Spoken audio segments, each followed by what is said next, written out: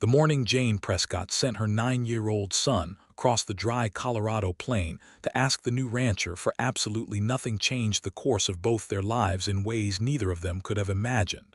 And it began the way most extraordinary things do, with a small act of quiet desperation dressed up as pride.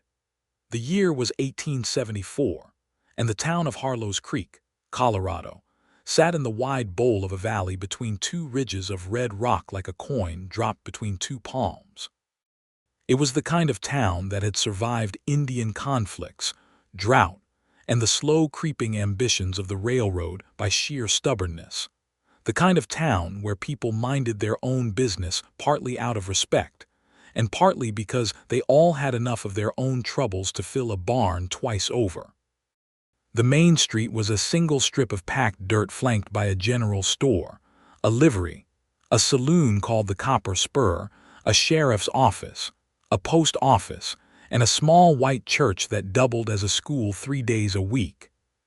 The whole thing could be walked from end to end in 4 minutes if you had long legs, and Jane Prescott had measured it many times in the years since her husband Thomas had died.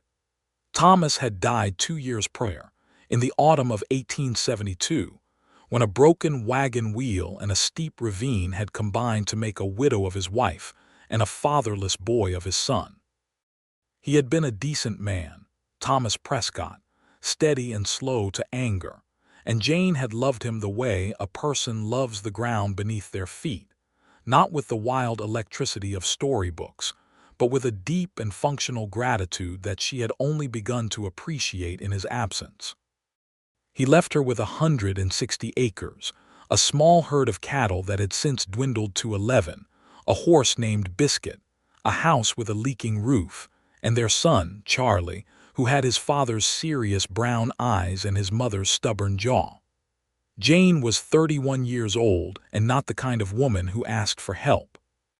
She had been raised in Missouri by a father who believed that self-sufficiency was next to godliness, and by a mother who believed you could get through nearly anything if you kept your hands busy.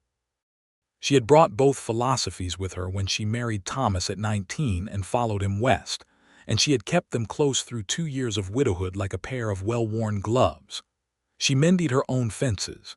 She saddled her own horse. She kept her own accounts in a small ledger she had bound herself from spare paper and a piece of leather cut from an old saddle. She was proud in the specific, bone-deep way of people who have very little left to be proud of.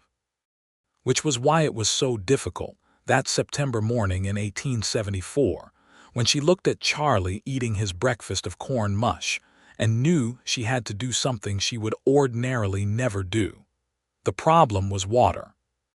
The creek that ran along the eastern edge of her property had been steadily shrinking all summer, and now, in the hot tail of September, it had reduced itself to a thread of rust-colored moisture that was barely enough to keep the cattle alive, let alone water the kitchen garden or fill the house cistern. She had been hauling water from the town well by barrel twice a week, which cost her both time and the small reserve of coin she kept in a tin box under the floorboard by the stove. She had calculated, precisely and without flinching, that she had enough money to last through October if she was extremely careful, and then she would have nothing at all. Not enough to make the property tax payment in November, not enough to buy feed for the cattle when the grass went brown, not enough to buy Charlie new boots before winter, and his current ones had a sole that was beginning to separate at the toe in a way that made a flapping sound when he walked. She had known, of course, that the creek problem was connected to the property upstream. The old Haverson land, 400 acres of good bottom land that butted up against the eastern ridge and controlled the main water source for half the properties in the valley, had been sitting empty for 3 years since old Hector Haverson had died without heirs. It had gone to the county, and the county had sold it, and Jane had heard the news of the sale in June without much interest because whoever bought it was not her concern as long as they did not dam the creek or divert it, which she had discovered 2 weeks ago was precisely what they had done. Someone had built a dam, not a massive one but enough. A rough construction of logs and packed earth, sitting upstream where the creek bent around a stand of cottonwoods just past the property line, channeling a significant portion of the water into a new irrigation ditch that ran north toward the old Haverson house. It was entirely legal, strictly speaking. The new owner had bought the land with water rights intact. He could do what he wanted with the water that originated on his property. But what he could do legally was slowly strangling Jane Prescott's land, and she knew it, and it made her furious in the particular way that righteous, powerless fury always did. She had gone to the dam herself, 4 days ago, and stood looking at it in the early morning light with her fists at her sides, and she had thought about what Thomas would have done, and had arrived at the conclusion that Thomas would have ridden over to the Haverson place and introduced himself and asked politely if some arrangement could be made. Thomas had been like that. Easy with people in a way Jane had never quite managed. She was not unfriendly, exactly, but she was precise and a little sharp around the edges, and strangers sometimes mistook her directness for coldness, which irritated her when she thought about it. She had not ridden to the Haverson place. She had turned Biscuit around and ridden home and thought about it for 4 days, turning the problem over in her mind the way you turn a stone in your hand, looking for the angle that makes it easiest to grip. And now it was Thursday morning and Charlie was eating his corn mush, and the tin box under the floorboard had enough money for 6 more weeks if she was careful, and the cattle were getting thinner, and she made a decision. She would send Charlie, not to ask for anything. She was very clear with herself about this. She would send Charlie to introduce himself, because the new rancher, whoever he was, ought to know who his neighbors were, and a boy going to meet a neighbor was a perfectly ordinary and friendly thing that had nothing whatsoever to do with asking for favors or admitting weakness. Charlie was a polite, serious child who made a good impression on adults. He would simply go, say hello, and come back, and then Jane would have a better sense of what kind of man she was dealing with before she decided on her next step. That was all. She was not sending him to ask for anything, because she was not asking for anything. She was simply gathering information, through her son, by sending him across a mile of open range to knock on a stranger's door. She was aware, as she helped Charlie wash his face and put on his cleanest shirt and told him to be polite and take his hat off at the door and not stare at anything, that she was doing a slightly ridiculous thing. She was also aware that she was doing it because the alternative, riding over herself, made her stomach tighten in a way she did not fully understand and chose not to examine too closely. "What should I say?" Charlie asked. He was 9 years old and took instructions very seriously, the way some children take directions in games, with great precision and a fear of getting them wrong. "Tell him your name and your mother's name," Jane said, straightening his collar. "Tell him we live on the Prescott place to the west. Tell him we are glad to have a neighbor on the Haverson land and that we hope he settles in well. That's it, that's it. What if he asks something? Answer honestly. You have good manners, Charlie, just use them." She watched him go from the porch, his small figure moving through the yellow September grass with a gravity that made her chest ache a little.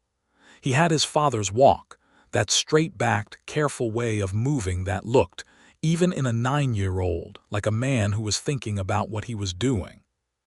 She folded her arms and watched until he was a small dark shape in the distance, and then she went inside and tried to do something useful and mostly failed, because she kept looking out the window.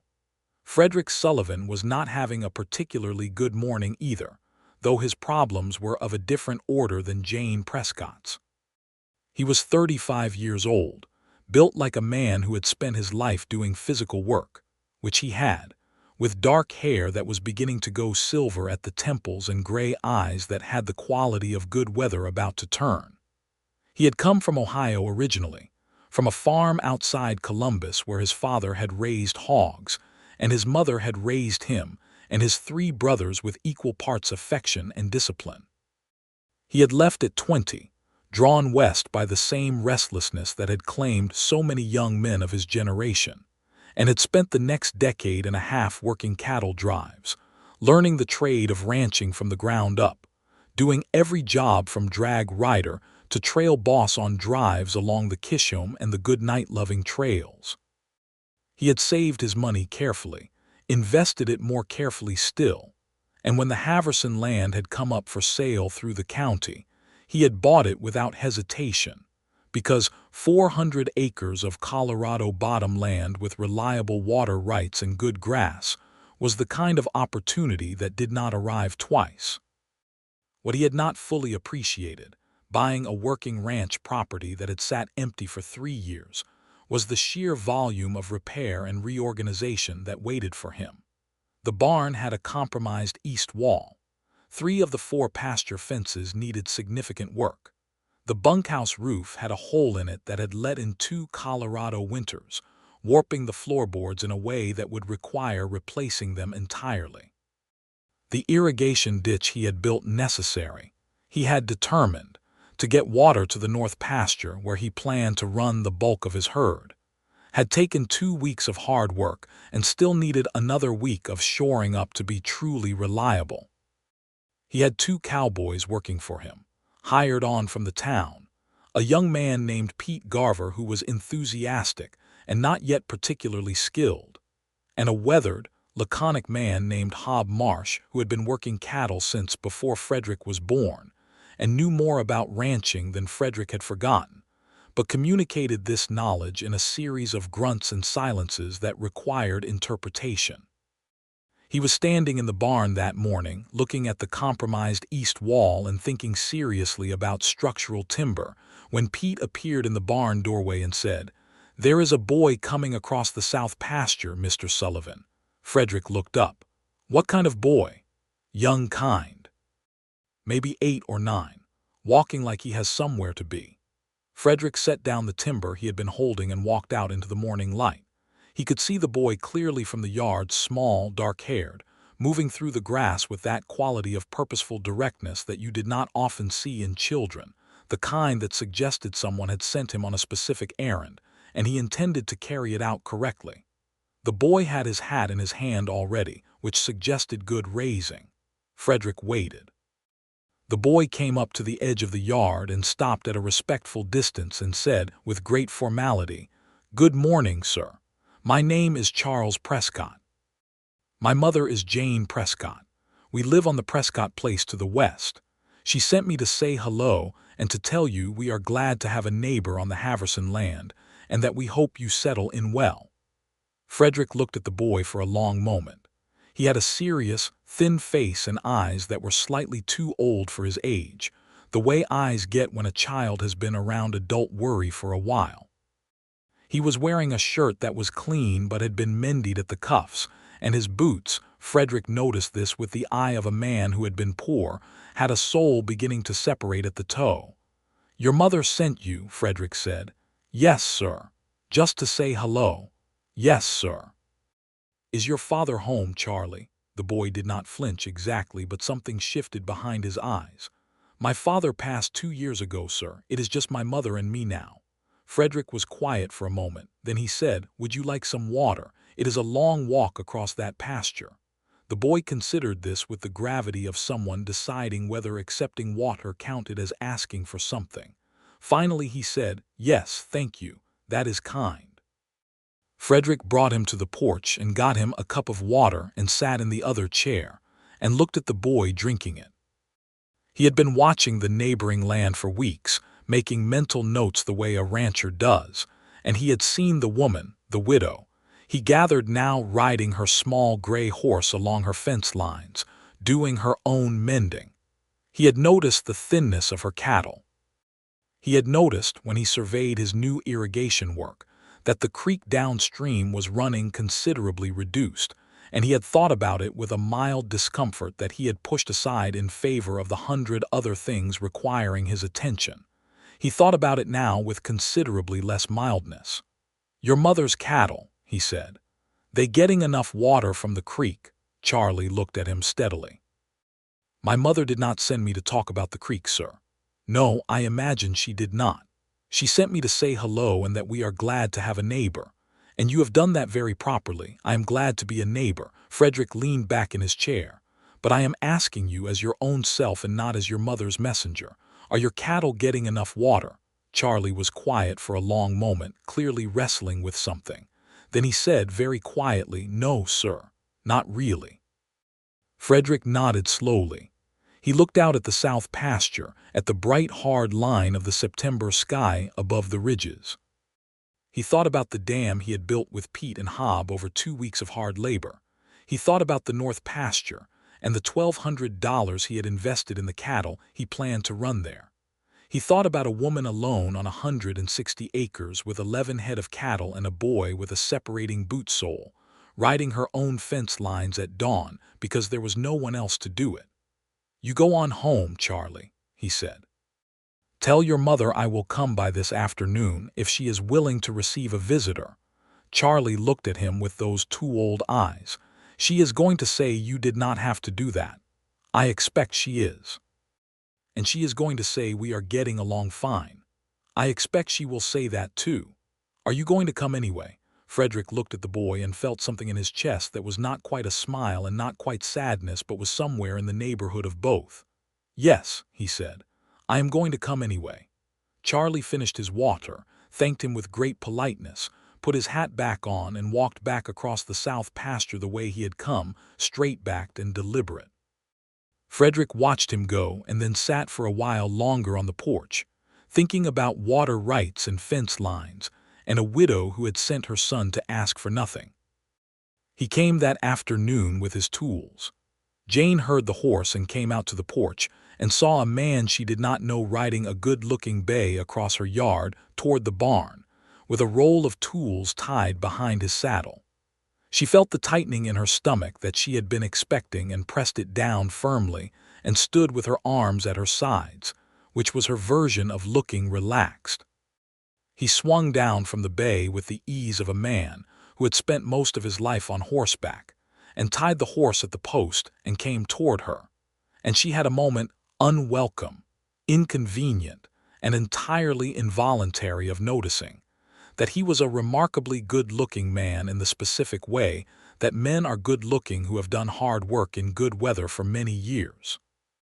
He had the kind of face that had earned its lines honestly, and gray eyes that looked at her with a directness she recognized and appreciated even as she was, simultaneously, annoyed at herself for appreciating anything about this man who had dammed her creek. "Mrs. Prescott," he said, taking off his hat. "I am Frederick Sullivan. I have just purchased the Haverson land." "I know who you are," she said, and then immediately wished she had said it slightly less sharply. "I am glad to meet you, Mr. Sullivan. Charlie mentioned he had spoken with you. He is a fine boy, well-mannered." "Thank you." She paused. "You came with tools." "I did. I did not ask you to come with tools." "No, you did not." He met her eyes steadily. "Mrs. Prescott, I want to be direct with you because I think you are the kind of person who prefers directness." She blinked. "Go on." "I have built an irrigation dam on my property, which is my legal right, but it has reduced the water in your creek considerably, which I think you know, and which I have been thinking about since your boy came to see me this morning. I would like to modify the dam to restore a fair portion of the water flow to your side of the line. I can do the work myself, and it will not significantly impact my north pasture irrigation. I am also, if you will permit me, going to look at your roof because your boy mentioned—" "Charlie mentioned my roof," Jane said. She felt the color rising in her face. "I asked him what he had been doing this summer, and he mentioned he had been helping you put pots under the leaks." Frederick's expression was entirely matter-of-fact, with no trace of pity in it that she could detect, which she appreciated more than she would ever have said aloud. "I am not offering you charity, Mrs. Prescott. I am offering you the work of a neighbor, which is a different thing. I am also going to need some of your time in exchange, because I am going to want to understand the terrain and the water patterns on the western side of the valley, and you know this land better than I do. I am proposing a trade, not a gift." Jane looked at him for a long moment. She was very good at reading people. She had learned it partly from her mother and partly from 2 years of running a property alone, where being wrong about a person's character had actual consequences. She looked at Frederick Sullivan, and she did not see a man performing generosity for the purpose of feeling superior, which was the kind she despised. She saw a man being straightforward in the way of someone who found dishonesty tiresome. "The roof needs 8 shingles replaced on the north side," she said finally, "and the dam modification I would appreciate. As for knowing the terrain, you can ask me what you need to know, and I will tell you what I can." "That is fair," he said. "I will make coffee," she said, which was not something she had planned to say but came out anyway. He smiled. It changed his face considerably, that smile, in a way she found immediately necessary to stop looking at. She went inside to make the coffee. That was how it began.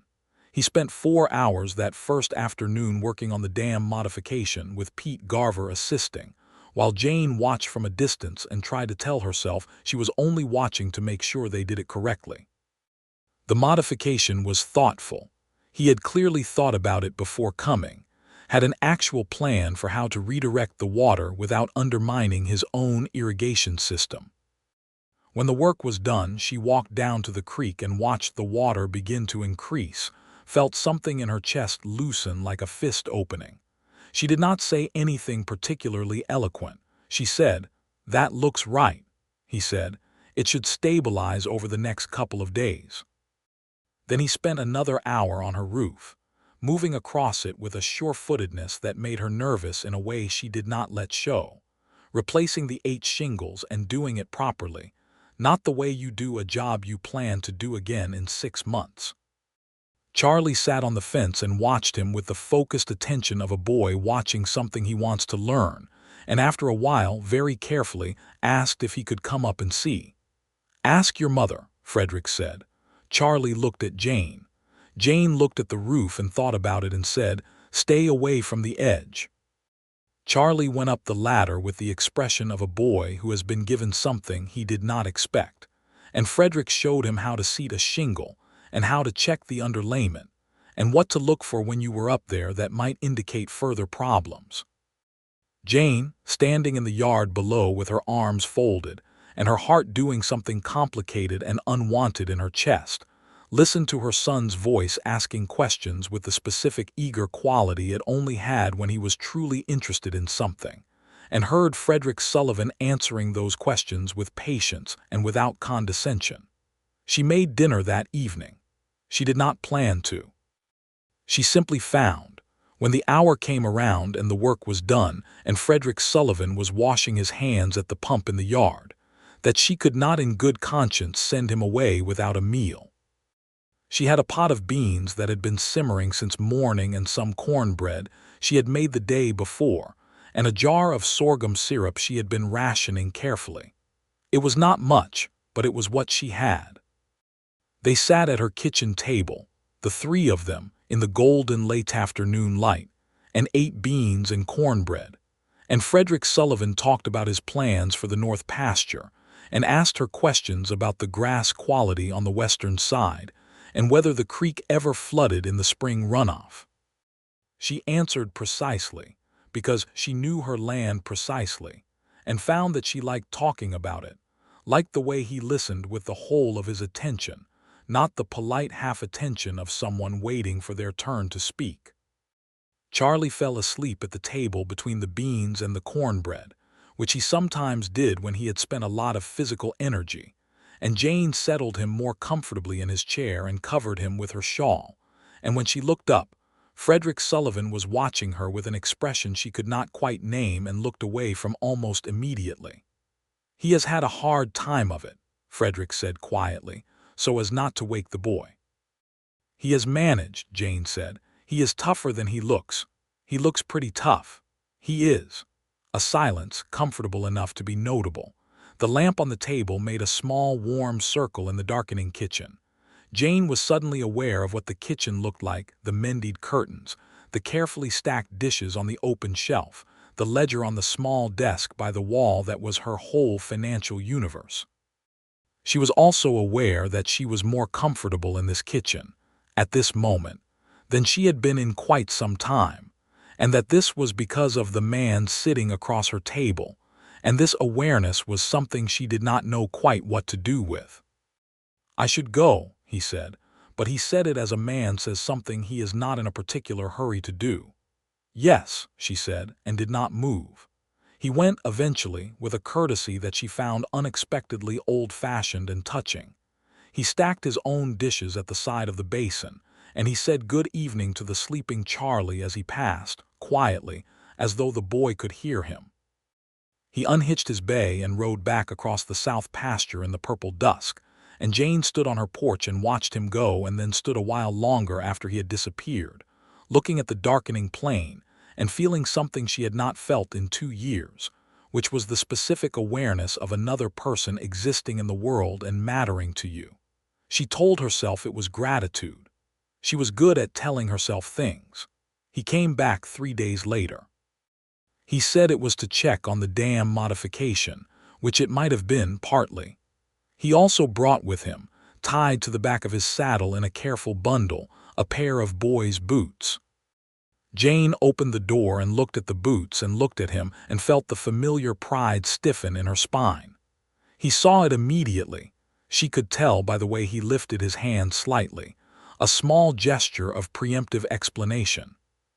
"Before you say what you are about to say," he said, "let me tell you that Pete Garver's younger brother lives in town and is growing so fast he has gone through 3 pairs of boots in a year, and Pete's mother told Pete to see if anyone had a boy who could use a good slightly worn pair, because the waste of it was driving her to distraction. I said I would ask around."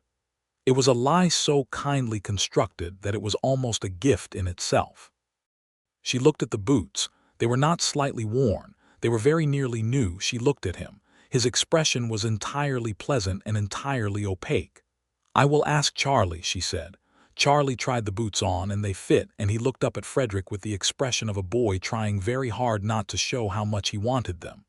"They fit very well," he said formally. "Pete's brother must be about your size," Frederick said, equally formally. "Please thank Mrs. Garver for thinking of us." "I will." Jane watched this exchange and felt something in her chest that was slightly different from what she had felt on the porch 3 nights ago, and slightly different from gratitude. She made coffee again. He stayed for 2 hours, and they talked about the fall cattle market and about the long winter of 1872, which he had spent on a drive coming through New Mexico, and about Missouri, where she had grown up, which he had passed through twice and liked. She learned that he had 3 brothers in Ohio and had not seen them in 6 years, and that this was something he felt more than he talked about. She told him about her father's farm in Missouri, about the smell of the summer thunderstorms there, which were different from the Colorado storms, more electric, somehow more smell of green things. She surprised herself with how much she talked, because she was not generally a talker. He came again the following week, and the week after that, and it settled into something that neither of them named because naming it would have required addressing what it was, and they were both careful people who moved toward things cautiously. He would come in the late afternoon usually, sometimes with Pete, sometimes alone.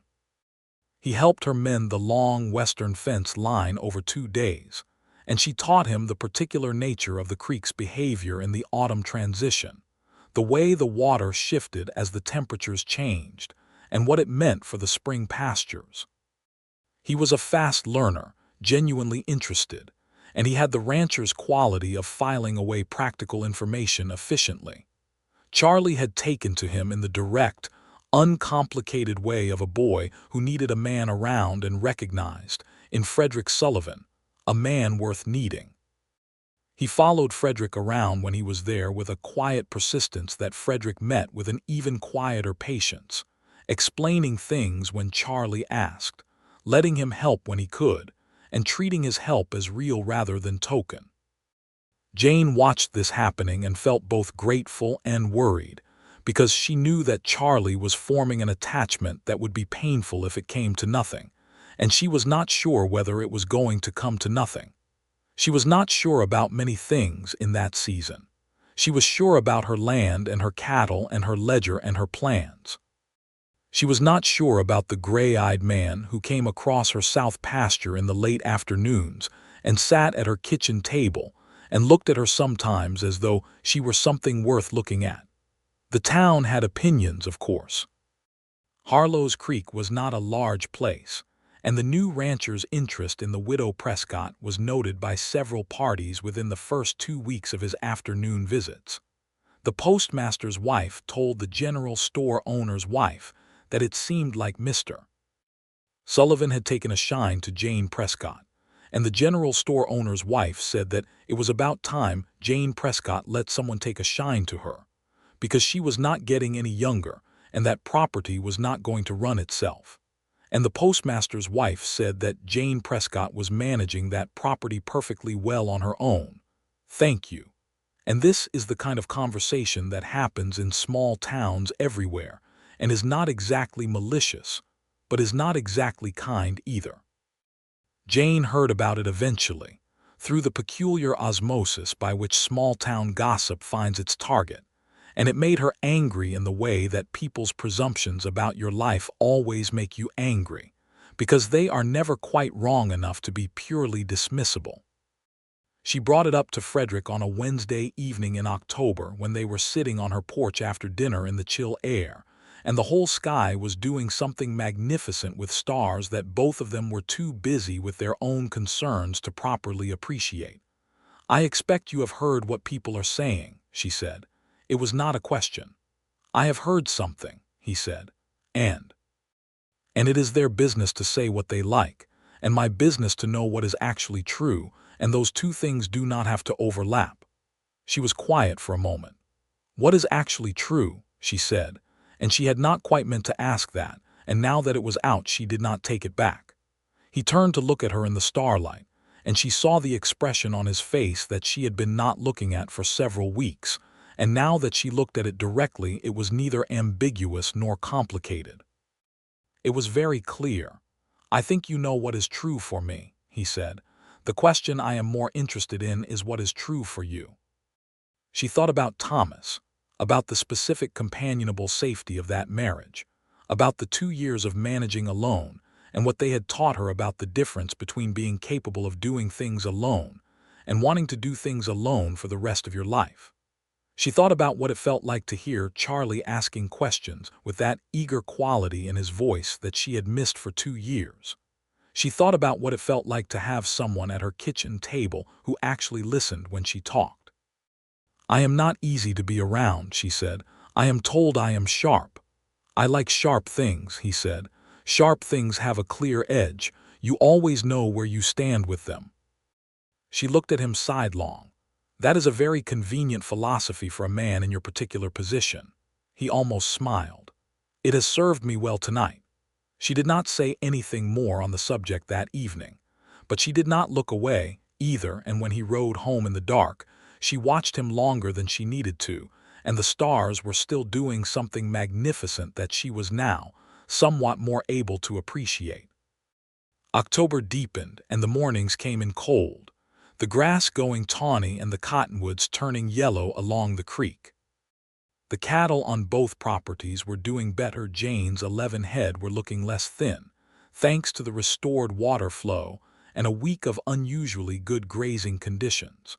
Frederick had brought in a small additional herd of 23 cattle for the north pasture, which gave his operation a more established look. The Haverson Ranch was beginning to shed its emptiness and take on the quality of a working place. He asked her, one afternoon in mid-October, if she would like to ride out with him to look at the north pasture boundaries, because he was thinking about where to place a secondary water trough and wanted her perspective on the terrain. She said yes, because it was a practical request with a genuine purpose, and she saddled Biscuit and they rode out together in the clean cold morning, Charlie going to school in town, so she did not have to think about what he was making of all this. They rode along the eastern ridge line, where the red rock caught the low autumn sun and threw it back in warm flashes, and she told him what she knew about the spring behavior of the land in that section, and where the grass tended to do best and worst. He listened and asked good questions, and they argued, pleasantly and specifically, about the best placement for the trough, and he concluded by agreeing with her position, which she appreciated precisely because she could tell he had genuinely considered it, and actually thought she was right rather than simply conceding to be agreeable. On the way back, the horses walking slowly in the pale afternoon light, he said, "I would like to ask you something, and I want you to answer honestly rather than politely." "I generally answer honestly," she said. "I know, that is why I said it." He paused. "I would like to court you properly, Jane, if you are willing. I am asking clearly because I believe you deserve a clear question more than you deserve one dressed up as something else." She appreciated that more than she could say. She had thought, for several weeks, that they were already doing something that resembled courtship, but there was a difference between the implicit and the explicit, and the explicit required her to actually decide something rather than simply allowing things to continue. "I have a son," she said, because it was the first thing she needed to say. "I know. He has had a hard 2 years. He has formed," she paused, picking the words precisely. "He thinks very highly of you. I think very highly of him. If something were to go wrong between us, it would be his hurt, not just mine." Frederick was quiet for a long moment, and she liked that he did not rush to reassure her, that he took the weight of what she was saying seriously. "I understand that," he said finally. "I cannot promise that nothing will go wrong because I am an honest man and honest men do not make promises they cannot be certain of keeping. What I can promise is that I am not a man who does things halfway, and I am not pursuing this because I am lonely or because it is convenient, and I will not treat Charlie as anything less than what he is." "What is he?" "The most important person in your life, and therefore someone I had better think about as carefully as I think about anything." She looked at the red rock catching the sun on the eastern ridge for a long moment. Then she said, "Then yes, you may court me properly." He said, "Thank you, Jane," with a quietness and a sincerity that made her look away from him for a moment because the directness of it was almost too much to meet head-on. They rode back in a silence that was very different from any silence they had shared before, warmer somehow, and charged with the particular electricity of a thing that has been decided, rather than merely circled around. The courtship, as it actually proceeded, was very much in keeping with both of their characters, which is to say it was practical and direct and punctuated with moments of unexpected warmth that neither of them had particularly anticipated. He took her to dinner at the hotel in town one Saturday, which required her to put on her good dress and put her hair up, and she had a moment of standing in front of the small mirror in her bedroom feeling slightly foreign to herself, as though she had put on someone else's life for the evening. Charlie, who was staying with the Garver family for the night, Pete Garver's mother being a large-hearted woman who had taken a liking to Charlie, had looked at her before she left and said, with great solemnity, "You look nice, Mama," and she had felt the sting behind her eyes that she refused to let become anything else. The dinner was somewhat complicated by the fact that Harlow's Creek was, as noted, not a large town, and everyone in it was aware of what the dinner meant, and several people made a point of stopping at their table to welcome Mr. Sullivan and congratulate him on the progress he was making with the Haverson land, and doing so in a way that included very pointed glances at Jane, which made her jaw tight. Frederick handled it all with an ease that she both admired and envied, deflecting the nosiness with a pleasant directness that was firm without being rude, and when the last well-meaning intruder had departed, he looked across the table at her and said, "You are sitting like you are waiting for one more." "Am I?" "Your shoulders are up around your ears." She deliberately lowered them. "I dislike being the subject of curiosity. I know, but they are curious because they care about you, most of them." She thought about this. "That may be generous. Some of them," he amended, and she almost laughed, which she had not done in a very long time. He walked her home after in the cold October dark, and at her porch he said good night with a formality that she found simultaneously appropriate, and she was discovering not entirely what she wanted, which was information she filed away privately. November arrived with a hard frost that killed the last of the kitchen garden, and set the cottonwoods to bare black geometry against the pale sky. Jane filed her property tax payment from the ledger, which was more manageable now than it had been in October, and felt the specific satisfaction of a person who has met an obligation that was not certain to be met. She rode out to check her fence lines in the cold morning and found 2 posts that needed setting, and she had her tools out and was working on the first one when she heard a horse and looked up to find Frederick riding toward her along the line. "I saw you come out," he said. "I thought I would see if you needed a hand." "I have it," she said, and then, because she was making a genuine effort to be less reflexively independent in ways that were simply inconvenient rather than principled. But another set of hands would make it faster.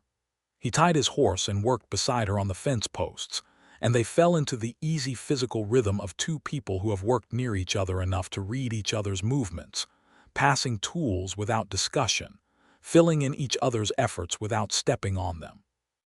It was colder than she had thought when she set out, and her hands were losing feeling by the time they finished the second post, and he took her hands in both of his to warm them without asking, the way you do a practical thing when the situation clearly calls for it, and the warmth of his hands around hers went all the way up her arms and into somewhere considerably further in than that. She did not move her hands away. He looked down at her with those gray eyes, and she looked up at him. And it was November, and it was cold, and they were standing in a field with fence post equipment around them, and a horse watching with the mild incuriosity of horses, and he kissed her. Briefly, carefully, as a man kisses a woman when he has been wanting to for some time and is finally doing it with the full awareness of what it means. She kissed him back, which was her answer to every question that had been floating between them for 2 months. They did not say anything immediately afterward. They stood for a moment in the cold field with the wind pulling at the dry grass, and then she stepped back and said, "We should get back." And he said, "Yes." And they gathered their tools and rode back toward their respective properties in the clear November light, and she felt, the whole way, as though the air itself had changed into something she had not breathed before. December came in with snow, the first real snow of the season, which fell for 2 days and blanketed the valley in a white so clean and absolute that even Jane, who was practical about weather, found herself standing at her kitchen window looking at it with something approaching wonder. Frederick had made a habit by now of coming for dinner on Thursdays and Sundays, and Charlie had made a habit of assuming this as a fixed fact of life, with the matter-of-fact confidence of a child who has decided that something is simply how things are. On the Sunday that the snow was 2 feet deep and still falling lightly, Frederick arrived with a sled tied behind his horse, which he had apparently made himself during the week, a proper sled with runners of bent wood and a rope handle, sized for a child, and Charlie saw it from the window and made the kind of sound that children make when they have been given something entirely unexpected and entirely perfect. They spent the afternoon on the small slope behind the house, Charlie going down the hill with a speed and enthusiasm that suggested he had forgotten entirely what cold was, Frederick pushing him off at the top and catching him at the bottom with a steady arm and a steadiness that was so entirely natural and unperformed that it made Jane, watching from the porch with a blanket around her shoulders, feel something deep and sure and certain moving in her chest like a slow river finding its course. She had known for some time what she felt. She had simply been organizing it, the way she organized everything, into something she could handle without being overwhelmed by it. Love was not something she engaged with carelessly. She had loved Thomas steadily and quietly, and losing him had been a slow-moving grief that had changed the shape of everything. What she felt for Frederick Sullivan was not the same as what she had felt for Thomas. It was bigger, somehow, and more urgent, and more frightening, and considerably less quiet. It was the kind of feeling that she recognized, with the wisdom of a woman who had been through enough to know something about her own interior life, as the kind that did not come twice in a lifetime. Or, in her case, apparently, exactly once more. Charlie came running up the slope for his 8th or 9th run, cheeks flaming red and breath coming in white puffs, and said, Mr. Sullivan says one more run, and then we should come in before you freeze to death, Mama, and Jane said. Mr. Sullivan may be right. And Frederick, coming up behind Charlie with the sled rope, looked at her over the boy's head with an expression that made her want to go inside and get warm in a way that had nothing to do with the temperature. That evening, after Charlie had gone to bed with the total boneless unconsciousness of a completely exhausted child, they sat by the stove with coffee and the quiet of the house around them, and Frederick said, "I want to talk to you about something." "All right." He turned the coffee cup in his hands, which was a thing she had noticed he did when he was organizing his thoughts. "I have been thinking about the spring," he said. "The water situation will be more manageable, and I have plans to expand the herd, and the barn repairs will be done before February. The land is beginning to look like what I intended it to be." He paused. "And I have been thinking that I do not want to continue doing the work alone. Not the work of the ranch, but he seemed to decide that the most direct approach was the only one that suited him. I want to marry you, Jane. I want to ask you properly and clearly so that you know what I am asking and there is no ambiguity about it. I am asking you to marry me and to let me take on your property and your son, and I am asking with the full understanding that this is a permanent proposal from a man who does not make temporary ones." She looked at him for a long moment in the lamplight. Outside, the snow had stopped and the night was perfectly still. What would it mean, practically? She said because she was Jane Prescott and practicalities were her first language, and he knew this. It would mean combining the properties, which makes them both more viable. It would mean Charlie having, he paused again.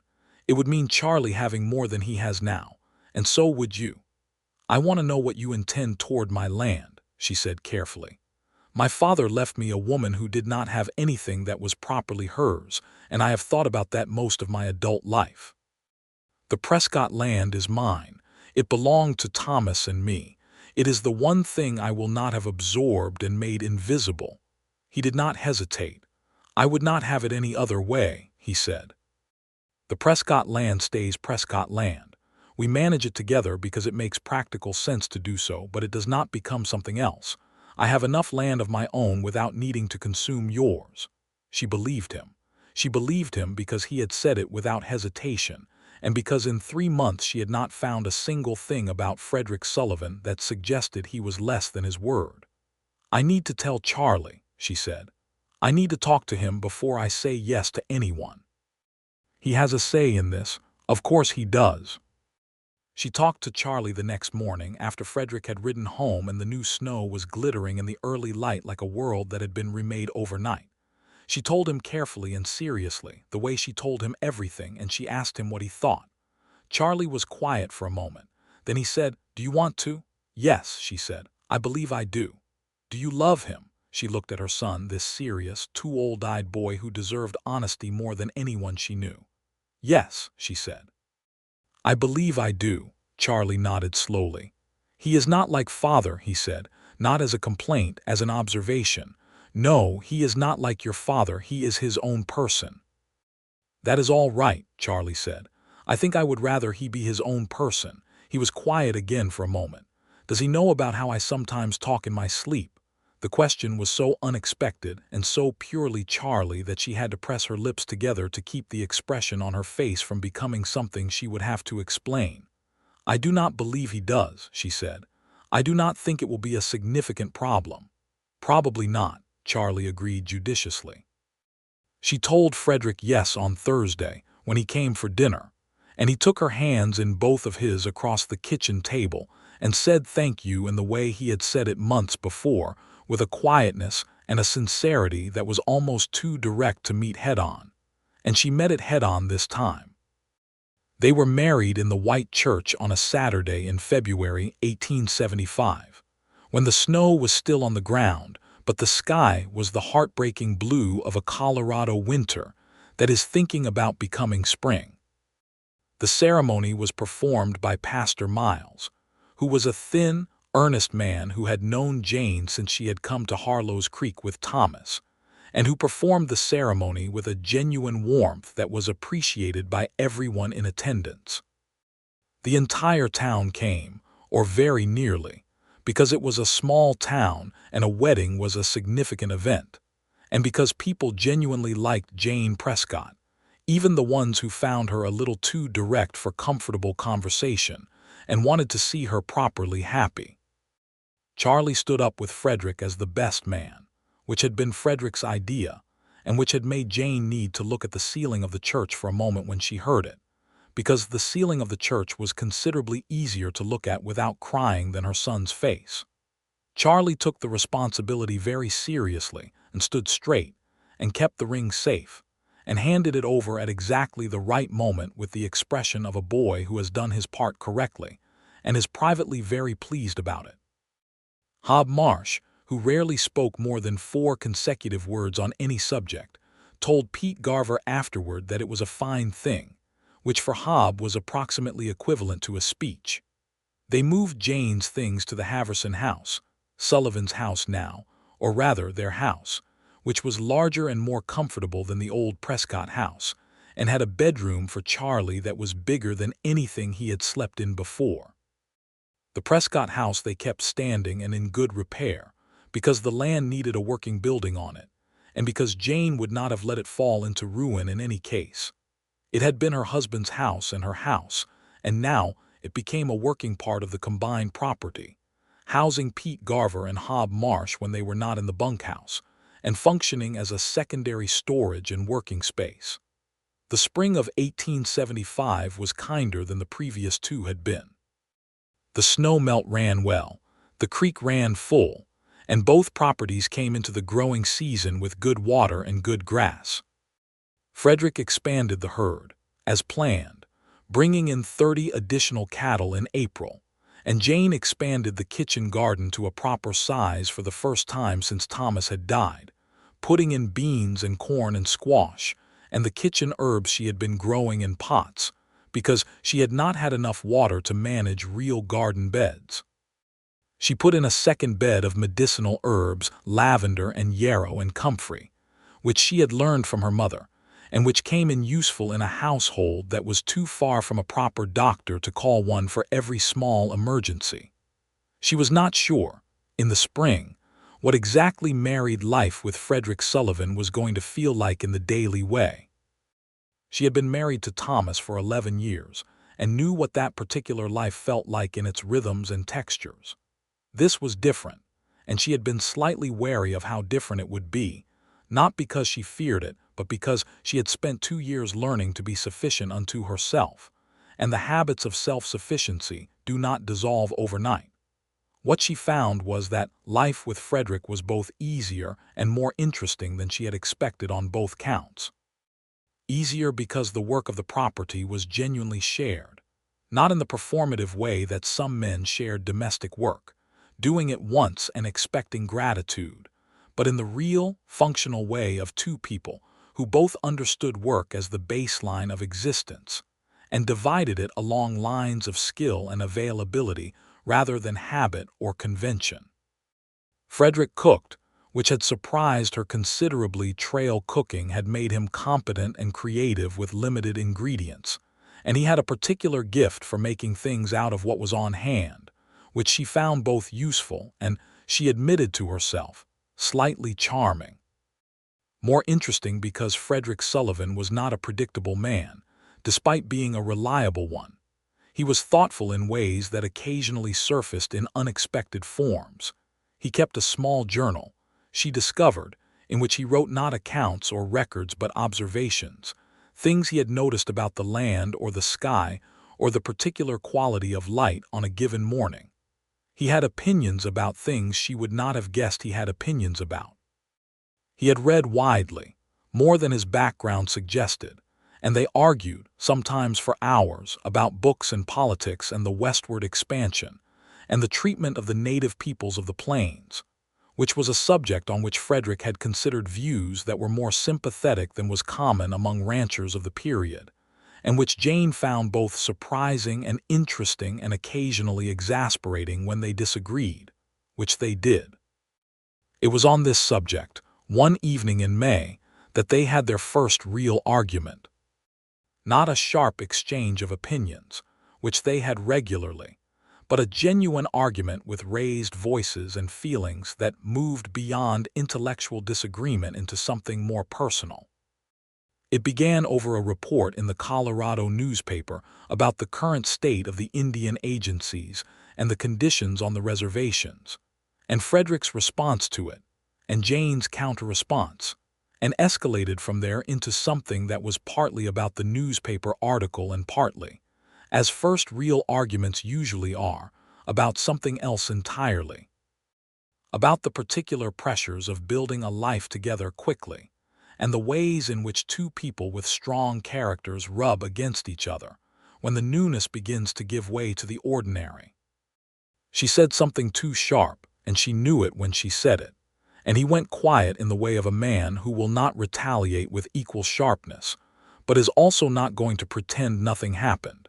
And the evening ended with a tense silence that she hated and did not know how to break without feeling like she was conceding something she was not sure she was wrong about.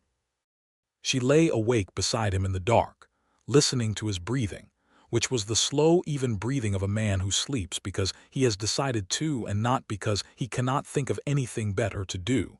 And she thought about pride and about being wrong and about the difference between those two things. And at some point in the early morning hours she said, quietly, into the dark, "I said that too sharply. I was trying to win an argument instead of having one." He was quiet for long enough that she thought he had genuinely been asleep. Then he said, equally quietly, "I was being self-righteous. I do that sometimes." "Yes," she agreed, "you do. So do you." "I know." Another quiet. Then he reached across in the dark and took her hand in the matter-of-fact way he had done in the cold November field, and that was enough. In June, she told him she was pregnant. She was 32 years old and knew the signs well from Charlie's time, and she had known for 3 weeks but had held it close while she organized her feelings about it, which were complicated and joyful and frightening in equal and overlapping measure. He went very still when she told him, in the way of a man who has heard something he has hoped for and is careful about letting himself believe it yet. Then he said, "Are you well?" Which was so entirely him to ask about her first that she felt her throat tighten. "I am very well," she said. "I am also somewhat emotional about it, and I am going to ask you not to make too much of that." "I am not going to make anything of it except to say," he stopped. When he spoke again, his voice had a quality she had heard in it only a handful of times, stripped of the careful control that was his habitual register. "I am very glad, Jane, more than I know how to say politely." She said, "Then say it impolitely." He laughed, which was a sound she had worked out was worth most other sounds in the world, and then he said it impolitely, which meant he held her face in his hands and looked at her as though she were the entirety of a landscape he had been wanting to stand in for years, and said, "There is nothing I want more than this." And she let herself be seen, which was the thing she had always found hardest and had been practicing. She told Charlie that afternoon. He received the news with the careful processing style that was his characteristic mode and then said, "Is it going to cry all the time?" "Probably," she said, "for a while." "Can I help with it?" "Considerably." He thought about this. "I think it should be a boy," he said, "so I can teach him things." "That is not really our decision to make," she said. Charlie considered the fundamental arbitrariness of this fact and apparently accepted it, because he went back to whatever he had been doing, and Jane went back to the kitchen and stood for a moment with her hands on the counter, breathing, because sometimes you needed a moment to stand still inside the largeness of your life. The summer of 1875 passed in the full-colored way that good summers do when you are living them from the inside, rather than enduring them from outside. The ranch was genuinely prospering. Frederick had a buyer for 20 head in August, and the price was fair, and the cattle were good enough to bring a small bonus above the quoted rate. Jane sold her surplus garden at the general store and received enough to buy the good wool she had been wanting for winter clothing. She made Charlie a new shirt, and then another, because he was growing with the alarming speed of a 9-year-old becoming a 10-year-old. And she made Frederick a shirt as well, which fit him exactly right, and the look on his face when she gave it to him was worth the 3 evenings of ice train in lamplight it had cost her. Hob Marsh turned out to be, beneath the impenetrable exterior, a man of considerable unexpected qualities. He played a harmonica in the evenings outside the bunkhouse, not quite beautifully, but earnestly and with evident feeling for the music. He had a gift with horses that bordered on conversation. He was also, Jane discovered through Pete Garver, the source of several of the firmly squashed pieces of gossip that might otherwise have become unpleasant during the early months of her courtship with Frederick. Hob had said, on 2 separate occasions, to 2 separate people who had been about to say something stupid about a widow and a rancher, that there were people in the valley worth saying a decent word about, and that it would not kill any of the assembled company to be one of those people. This was considered, from Hob Marsh, approximately equivalent to a passionate public defense. In September, the question of Charlie in school became more pressing. The town school, run 3 days a week by a woman named Mrs. Aldridge in the white church, was adequate for a 9-year-old but was beginning to be less adequate for a boy who read everything he could get his hands on, and had recently finished both of the books Frederick kept in the parlor and started on Jane's small collection. There was a proper school 40 miles away in the larger town of Grantham, a boarding school, but Jane would not have that. She and Frederick discussed it one evening in September, seriously and with the practicality with which they discussed everything, and arrived at the conclusion that Frederick would write to his brother in Ohio, who had stayed in the more settled part of the country and had access to a considerably larger library and better educational resources, and ask him to begin sending books and, if possible, some kind of curriculum materials. The brother, James Sullivan, who turned out to be a man of generous and bookish inclinations, sent a trunk of books in November that made Charlie go very quiet when he opened it, the specific quiet of a child who has been given something that is exactly right.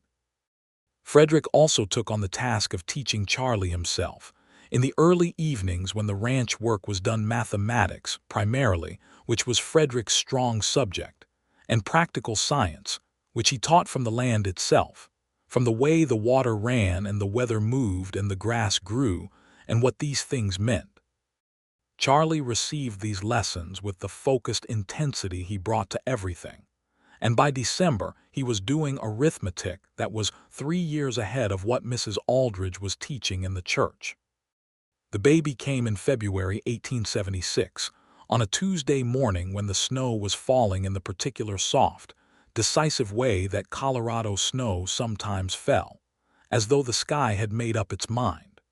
Frederick's hand she held through the worst of it was very large and very steady, and he did not once try to leave the room, which she appreciated both at the time and considerably more afterward. The baby was a boy, which made Charlie feel that the universe was working in an orderly fashion, 7 pounds and 2 ounces, and furnished with a quantity of dark hair and a voice that, true to her prediction, he used with great enthusiasm in the first weeks.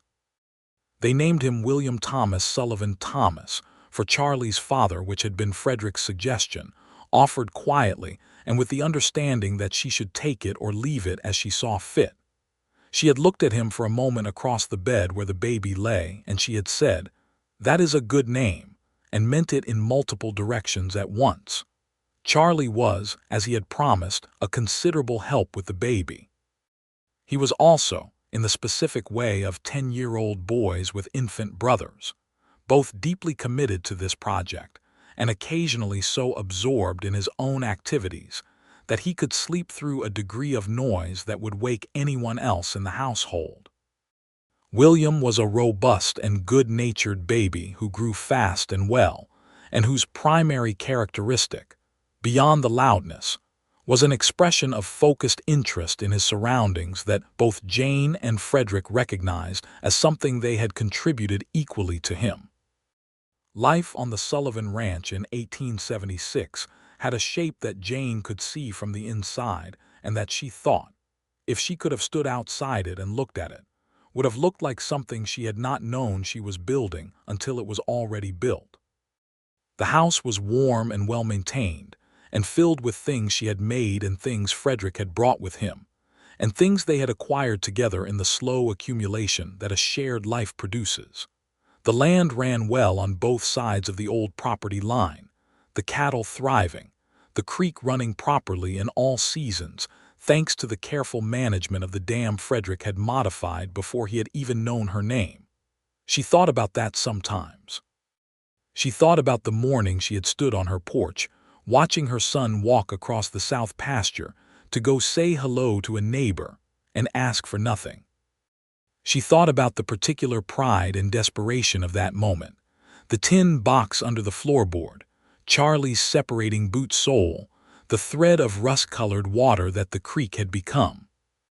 She thought about how narrowly things had turned, how different it might have been if Frederick Sullivan had been a different kind of man, or if she had been a different kind of woman who had ridden over herself and been too prickly for anyone to get close to, or if Charlie had come back and said he seemed like a hard man, and she had let the water situation push her into selling and moving on.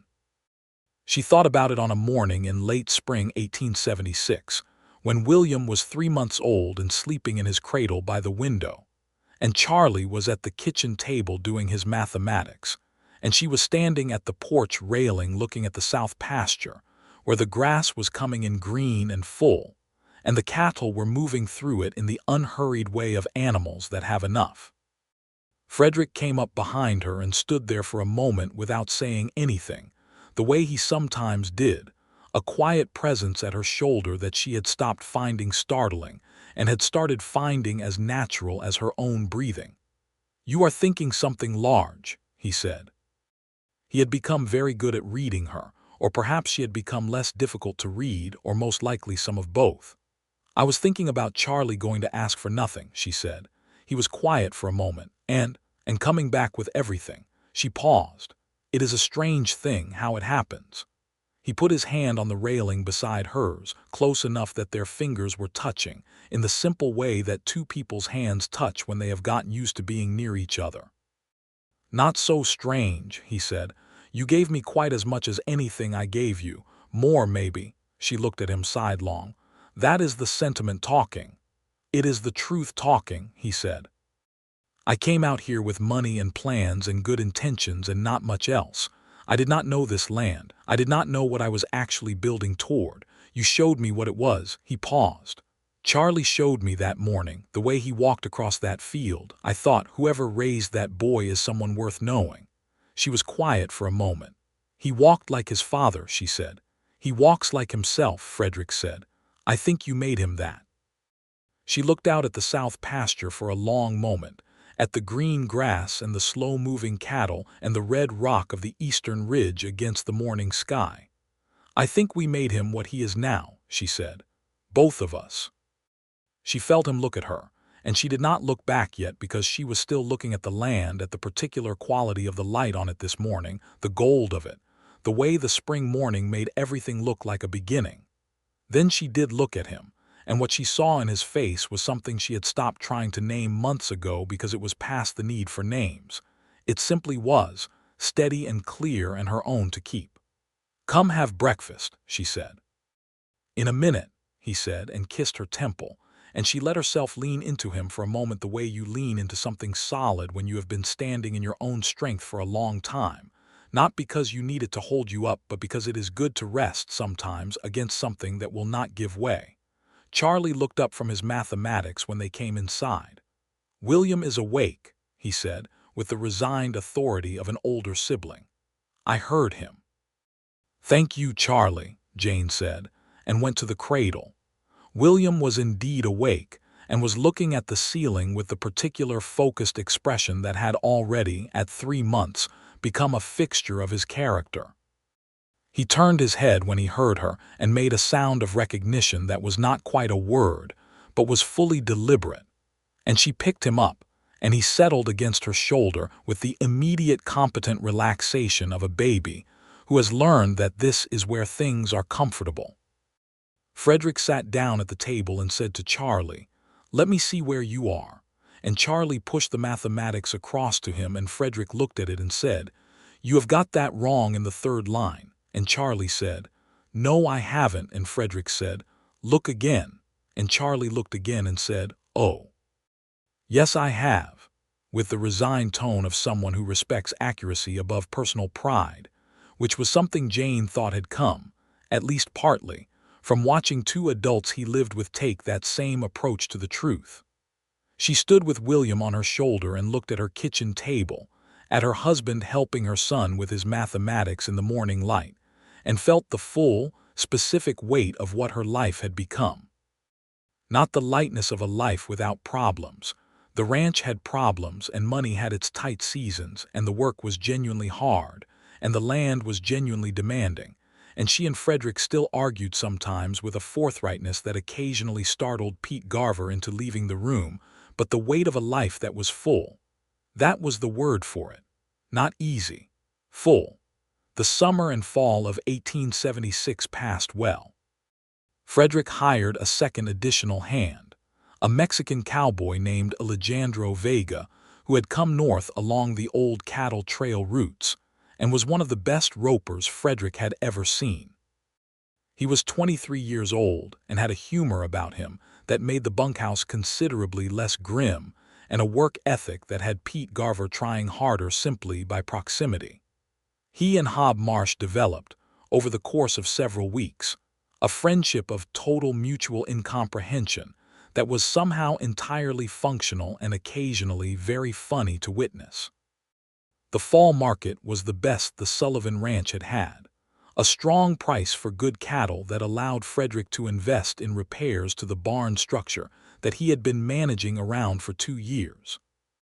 He also invested in something he had been considering for several months, a proper well, dug on the Prescott side of the combined property, which would make the water situation on that section entirely independent of the creek, and thus proof against drought years. He brought it to Jane as a proposal rather than a decision, because he had learned, in 16 months of marriage, that bringing things to Jane as proposals rather than decisions was both more respectful and, practically speaking, more likely to result in a good outcome, because Jane's thoughts on any given subject were generally worth hearing before you committed to a course of action. She thought it was an excellent idea and had 3 specific additional thoughts about the placement and depth that turned out to be correct, which he told her, which she accepted with the slight upward tilt of the mouth that was her version of not quite smiling. The well was dug in October, which was good timing, before the ground hardened for winter. The first winter they had spent in the house, Jane and Frederick and Charlie, and eventually William, had been one of those Colorado winters that made you understand why the territory had frightened so many settlers off. This second winter, 1876 into 1877, was milder, and the house was better insulated by that point. Frederick and Charlie had spent 3 days in October sealing gaps and adding insulation to the walls and making the practical improvements that turned a house from a structure you endure winter in to a place you actually live in through the cold months. Christmas 1876 was the first real Christmas the house had seen in some years. Frederick's brother James came from Ohio. He had been planning to visit since the baby, and the holiday was the occasion that finally made it happen. James Sullivan was a smaller, rounder man than his brother, with the same gray eyes and a warmth that was more immediate and less considered than Frederick's, and he arrived with a quantity of gifts and a general enthusiasm for everything that made Charlie regard him with cautious interest for approximately 2 hours, and then decided he was excellent. James read Charlie 3 books in the first 2 days, which was all the credential necessary.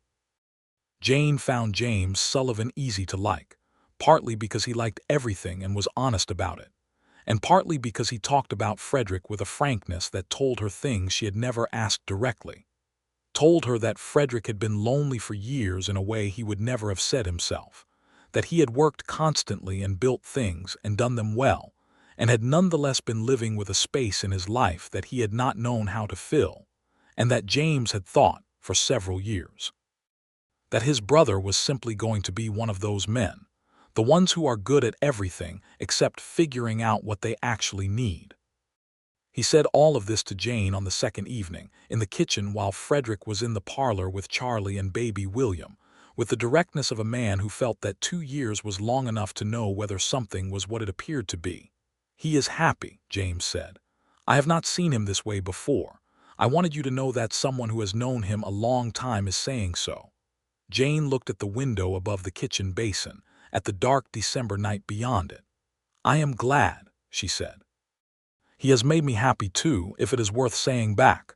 "It is worth saying," James said simply. James stayed through the new year and left in January 1877 with an open invitation to come back, which he intended to take up, and with a jar of Jane's herb-preserved summer tomatoes, which he took with the reverence of a man who understood that this was a serious gift. By the spring of 1877, the Sullivan Ranch was a genuinely established operation. Not large by the standards of the great Texas ranches, not aspiring to be, but solid and well-run and respected in the valley.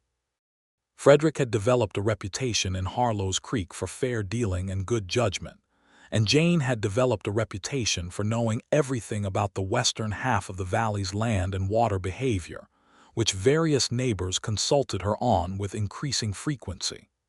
She did not offer the information lightly or for free.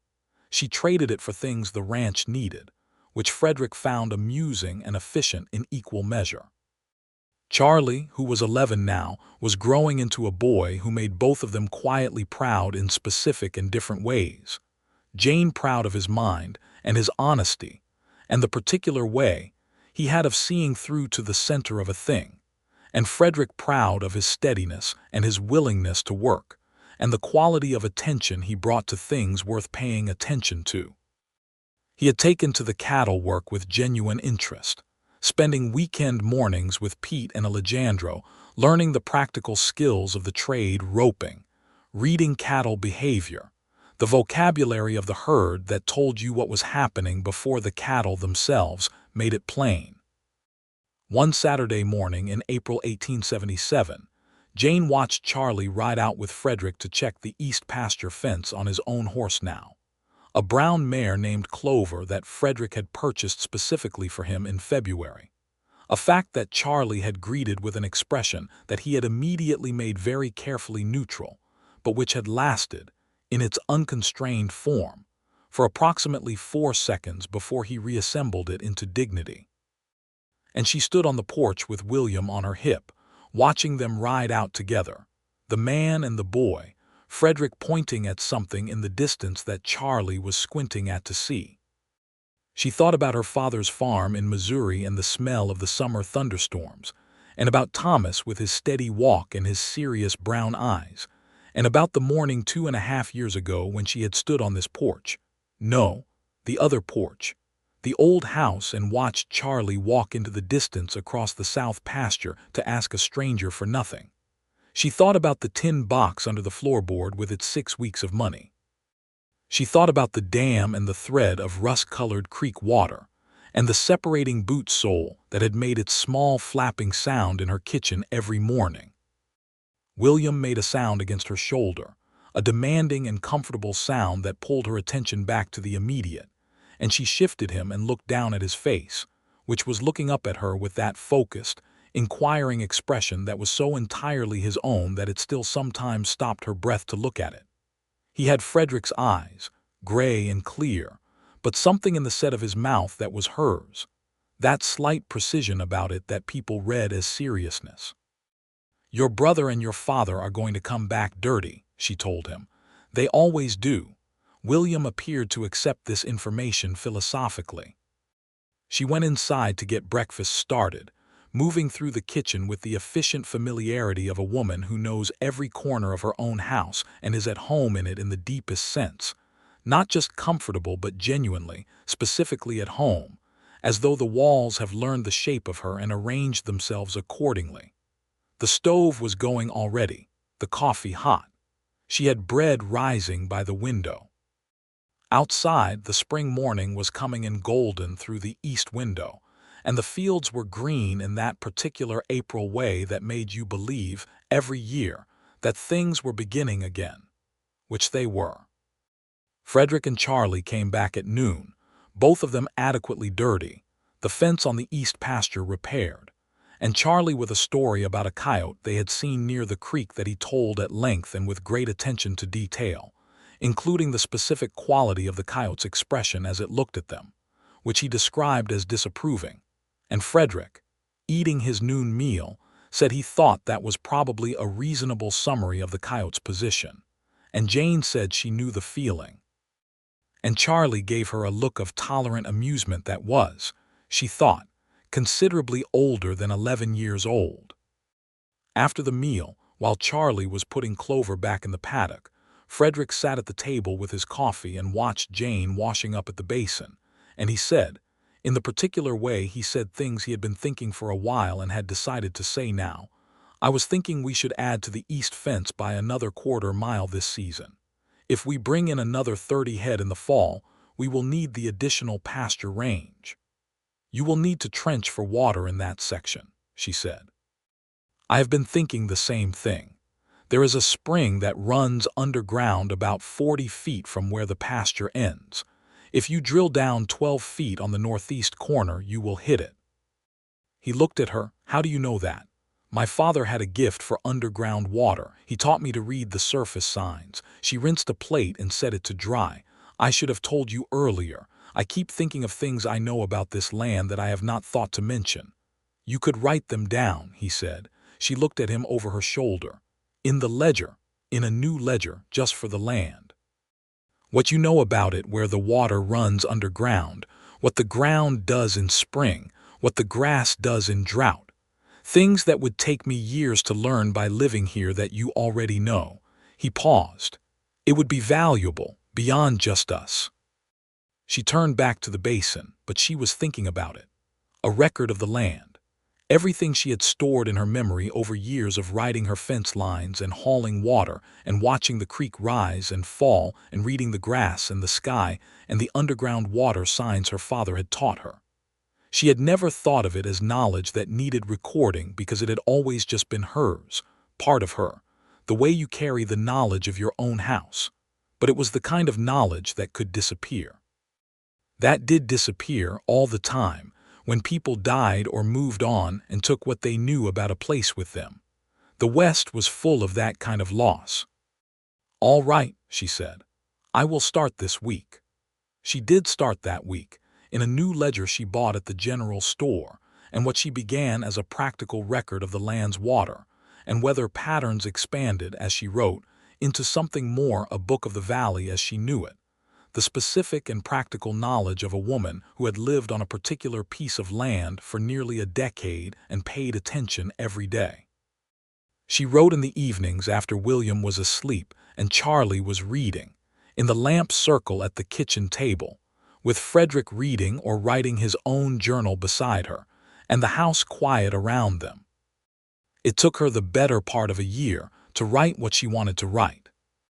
When it was done, she had 312 pages of dense, practical, deeply specific knowledge about the water and soil and seasonal patterns of the western Colorado Valley, and Frederick read all of it and said it was the most useful document he had ever encountered, and she said it was just things she knew, and he said that was exactly what made it valuable, and then he kissed her in the lamplight with a thoroughness that she did not object to. The document was eventually copied. Frederick arranged this, and the copies were distributed to the county land office and to 3 other ranching families in the valley whose water situations intersected with the pattern she had described. The county land agent wrote her a letter thanking her for the contribution to the record of the territory, and she read the letter at the kitchen table and then set it aside and went to make coffee, because she was not entirely sure how to receive that kind of formal acknowledgement, and found it easier to do something useful with her hands. Frederick put the letter in a box he kept on the parlor shelf, where he kept the things that mattered. William began walking in August of 1877, with the determined and slightly reckless quality of a child, who has decided that this is a thing he is going to do now, and is going to do with full commitment. He walked into things and picked himself up and walked into more things, with an equanimity about the process that made Jane wonder where he had gotten it, and then recognize it, in a different key, as the same equanimity she had watched Frederick bring to every setback. The ranch produced not carelessness about the obstacle, but a basic conviction that the obstacle was not the final word. Charlie, at 11, began teaching William words with the focused pedagogical seriousness of a future teacher, which Frederick noted privately to Jane, and Jane noted privately was not entirely surprising given the quantity of learning that Charlie had absorbed by that point, as though knowledge, taken in large enough quantities, produces an urge to transmit it. The fall of 1877 was the best season the ranch had seen yet. 40 new head brought to market, a price that was strong, the land in good shape coming into winter. Frederick made the final structural repairs to the barn, which now stood as solidly as anything in the valley, and Jane had a winter's worth of provisions put up in the pantry, in the systematic and somewhat alarming quantity that came from being the kind of person who has been through a hard winter once and does not intend to be underprepared again. On an evening in October, with the harvest in and the cattle sorted, and the first hard frost making the world outside the windows look like hammered silver, Jane and Frederick sat on the porch after supper in their coats, in the specific comfortable silence of a couple who have been together long enough that silence is not a space to fill but a kind of conversation. The stars were out, the same stars that had been there the night she had half answered his courtship question on this same porch, though it had been the old porch then, the house that was now a working building across the south pasture. "I have been thinking about something," she said. "I know," he said. He had long since learned to recognize the quality of her thinking silences. "About whether there is enough to add another bedroom," she said. He was quiet for a moment. "Is there a reason we would need another bedroom?" She looked at the stars. "There may be." He was quiet for another moment. Then he said very quietly, "Jane." "It is early," she said. "I am not certain yet. A few more weeks will make it certain." He took her hand in both of his, in the way he had done in the cold November field 4 years ago, and this time she did not need to not move her hand away, because not moving her hand away had long since become simply where her hand was. "A bedroom is manageable," he said.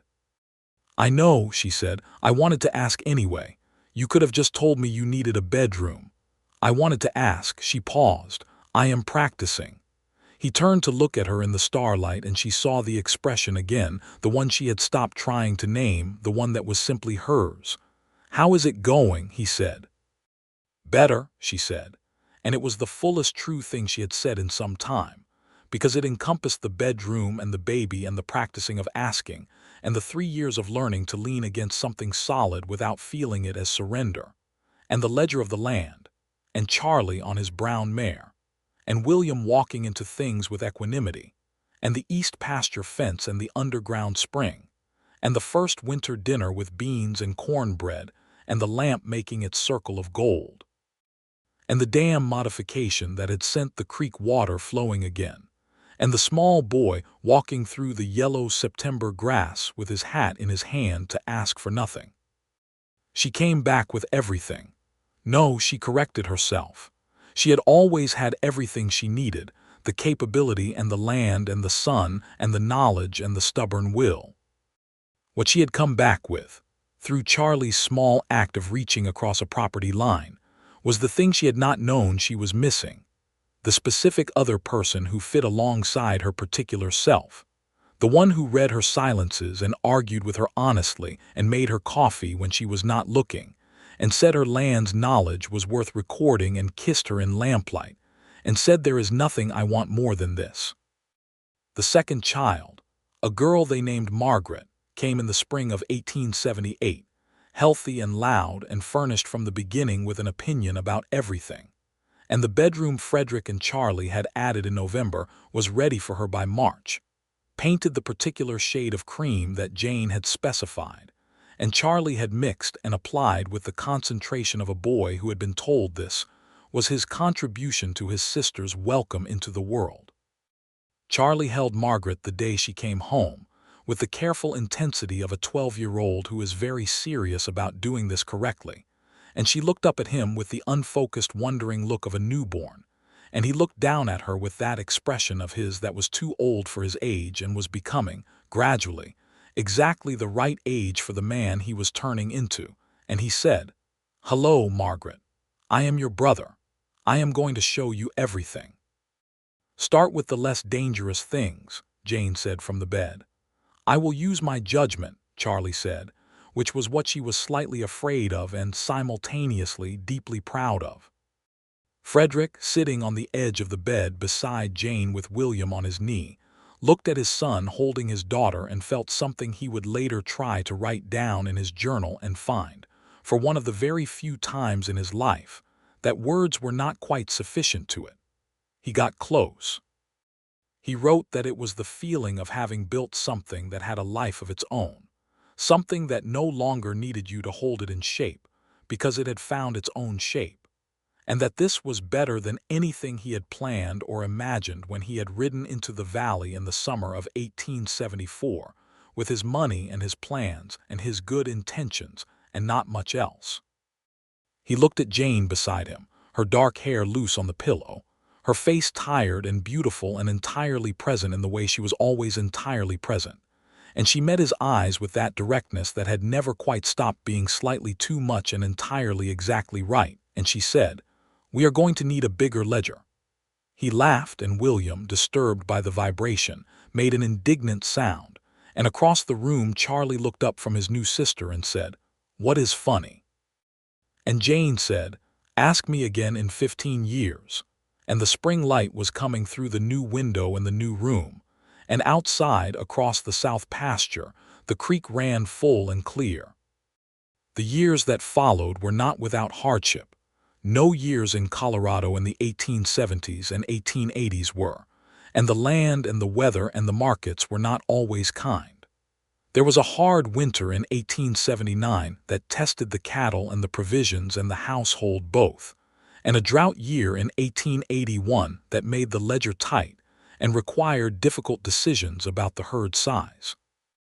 There were mornings when the work felt endless and evenings when the tiredness was bone-deep and specific, and arguments that required the renegotiation of positions and the revisiting of conclusions, and all the ordinary difficulty of two strong-willed people building something permanent together. But the ranch held. The Prescott land and the Sullivan land remained distinct and combined in the way Frederick had promised different names in the county record, managed as one by the two people who knew them best. The cattle grew to a respectable operation by the early 1880s. Charlie, at 14, was riding the cattle drives with Frederick and Pete in a Alejandro, holding his own with the competence of a boy who had been trained both in the practical and the intellectual sides of the work. At 16, he was the one doing the accounts, because his arithmetic was better than anyone else's on the property, and he had figured out on his own a system for tracking the cattle market patterns that Frederick acknowledged was better than the one he had been using. William grew up to have his father's steadiness and his mother's precision, a combination that made him, by the time he was old enough to do anything about it, a formidably capable person in a quiet, undemonstrative way. Margaret grew up with Charlie's seriousness and neither parent's particular inclination toward moderation, which kept everyone on their toes and was, Frederick said privately to Jane, probably for the best. On a morning in the autumn of 1883, 9 years after a small boy had walked across a yellow September pasture with his hat in his hand, Jane Prescott Sullivan stood on the porch of the house that had been the Haverson place and was now simply home, and looked out at the valley in the early light. The red rock caught the sun on the eastern ridge the way it always had. The cottonwoods along the creek were gold, the way they went every year without variation, reliable as anything in a world that was not particularly reliable. Frederick came out behind her with 2 cups of coffee and gave her one without a word, and they stood in the good silence, looking at the land. The south pasture was green and full, the cattle moving through it with their unhurried bovine dignity. The creek ran properly along the eastern edge of the Prescott land, managed well and maintained by both properties in the informal agreement that had never needed to be written down because it was simply understood. The barn was solid. The fences were in good repair. The well on the Prescott side gave clean, cold water through the driest months. From inside the house came the sound of Charlie's voice, low and deliberate, probably reading to Margaret, who at 5 refused to go to sleep without a story and had developed strong opinions about which stories were acceptable. From further in, the sound of William bumping into something because he was 7 and bumping into things was still, frequently, his relationship with the physical world. Charlie got a letter from the school in Grantham, Jane said. It was not a new subject. They had been discussing it for 2 weeks. He should go. He should have been going for 2 years. He would not leave, Frederick said. You know that. He will leave when we tell him he should. He is 14 and he thinks he is needed here, and we need to tell him clearly that we can manage. Frederick was quiet for a moment. We can manage, he said. I know we can. She looked at him. It took me a long time to know that. But I know it now. He looked at her with the gray eyes that had gone further silver at the temples and around the eyes themselves, which she found made his face, if anything, more precisely itself, more Frederick Sullivan than the face she had first seen riding across her yard with his tools behind his saddle. She had thought, looking at him that first time, that he was a remarkably good-looking man. She thought, looking at him now, that she had been right in a way she had not yet had the full measure of. We tell him tonight, she said. He is going to argue. I know. He argues the way I argue. God help us all, Frederick said, which made her press her lips together against the smile. They told Charlie that evening, around the kitchen table, with William eating his supper with the concentration of someone performing a complex operation, and Margaret sitting with her legs swinging, and her eyes going back and forth between the adults with the alert attention of a child who knows something significant is happening. Charlie listened with the focused stillness that was his characteristic mode of receiving information he needed to think about. Then he said, I don't want to leave. I know, Jane said. You are going anyway. You need me here. We need you educated more than we need you here. You are going to run this land someday, Charlie, both parts of it. You need to know more than we can teach you here. Charlie was quiet for a long time. Then he looked at Frederick. You agree? Your mother said it better than I would have, Frederick said. Charlie looked at the table.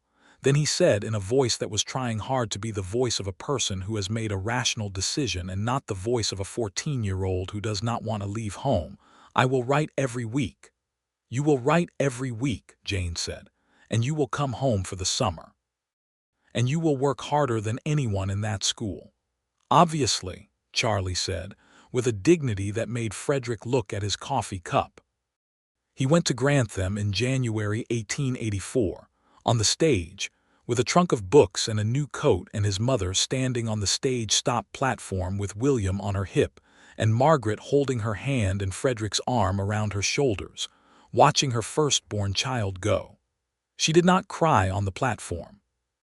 She waited until they were in the wagon heading home and the stage was out of sight, and then she let a few precise, controlled tears fall, which were all she would permit herself, and Frederick said nothing but drove with one hand and put the other arm around her, and she let herself be held against his side in the wagon in the cold January air for the 20-minute ride home.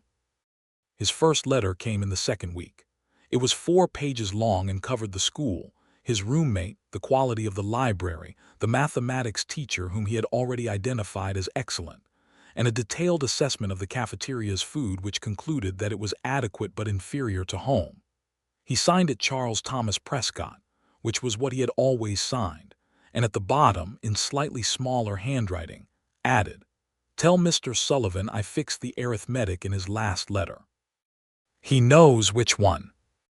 Jane read the letter twice and then handed it to Frederick and watched him read it, and when he got to the bottom he looked up at her with that expression that did not need a name. "He is going to be all right," she said. Yes, Frederick said. He is going to be extraordinary. She thought about the boy walking through the yellow September grass with his hat in his hand and the boot's sole beginning to separate at the toe. She thought about how far one small walk could carry a person and a family, and two people who had not known they were looking for each other until one of them came to the door. "So are we," she said, and she meant it in every direction. Outside, the January wind was doing something to the cottonwoods that sounded like water. The creek ran steady and full beyond the frost-hardened fields, reliable as the seasons, reliable as the land itself, which did not promise ease but promised continuity, the deep, specific continuity of a place that knows you and holds you and is yours to hold in return, which is everything in the end, everything there is.